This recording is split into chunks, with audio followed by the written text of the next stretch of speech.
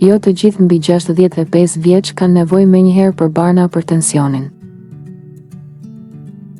Udhëzimet e reja tregojnë se disa persona me presion pak të rritur mund të shtyjnë terapinë dhe të fokusohen te ndryshimet në stilin e jetesës. Tensioni pak i rritur nuk nënkupton automatikisht fillimin e trajtimit me barna, madje as te personat mbi 65 vjeç. Interpretimi i ri i udhëzimeve për hipertensionin tregon se një pjesë e pacientëve mund ta shtyjnë në mënyrë të sigurt terapinë dhe fillimisht të përqendrohen te ndryshimet në stilin e jetesës.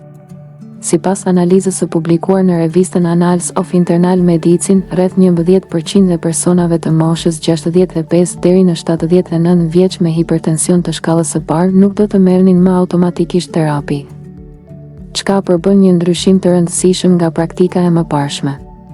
Ndryshon qasja. Nuk është më e rëndësishme vetëm mosha. Më parë, rekomandimet ishin të qarta, pothuajse të gjithë personat mbi 65 vjeç me tension të rritur trajtoheshin me barna. Megjithatë, udhëzimet e reja të Shoqatës Amerikane të Zemrës dhe Kolegjit Amerikan të Kardiologjisë sjellin një qasje të re. Në vend që mosha të jetë kriteri kryesor, tani vlerësohet rreziku i përgjithshëm kardiovaskular, pra gjasat që një person në 10 vitet e ardhshme të zhvillojë sëmundje të zemrës ose të pësojë goditje në tru.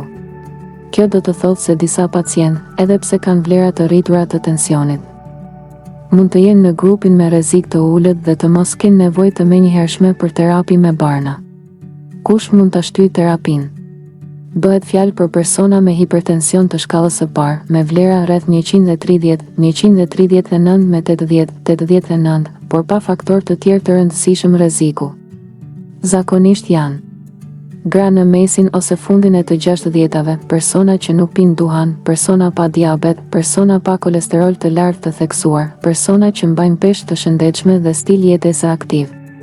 Me fjalë të tjera, janë individ me profil të mirë shëndetësor, pavarësisht një rritjeje të lehtë të tensionit.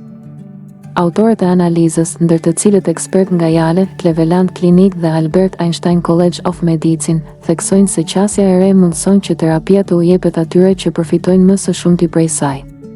Pse barnat nuk janë gjithmonë hapi i parë? Tensioni i rritur është një nga faktorët kryesor të rrezikut për sëmundjet e zemrës, por kjo nuk do të thotë se trajtimi duhet të fillojë menjëherë te çdo pacient. Te personat me rrezik të ulët, mjekët gjithnjë më shpesh rekomandojnë ndryshime në ushqyerje, rritje të aktivitetit fizik, ulje të konsumit të kripës, kontroll të peshës trupore, konsum të moderuar të alkoolit. Kjo qasje ndihmon në mbajtjen nën kontroll të gjendjes pa filluar menjëherë terapinë, duke e shoqëruar me monitorim të rregull. Gratë më shpesh në grupin me rrezik të ulët. Një nga gjetjet interesante është se kjo qasje i përket më shpesh grave. Arsyeja është se burrat në këtë moshë shpesh kanë tashmë faktor shtesë rreziku, si sëmundjet e zemrës ose çrregullimet metabolike.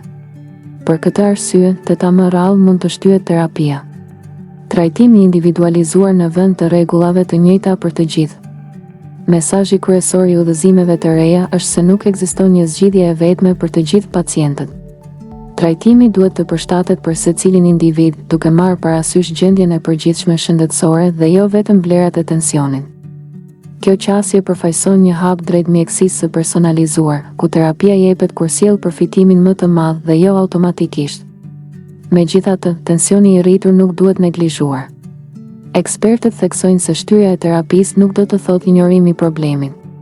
Përkundrazi, tensioni pak i rritur është një sinjal paralajmërues se është koha për ndryshime në stilin e jetesës. Nëse reagohet me kohë, mund të parandalohet rritja e mëtejshme e tensionit dhe nevoja për barna. Në të kundërt, rreziku për sëmundje kardiovaskulare mbetet i lartë. Në qoftë se ju ka pëlqyer kjo video, ju lutemi klikoni butonin subscribe për më tepër.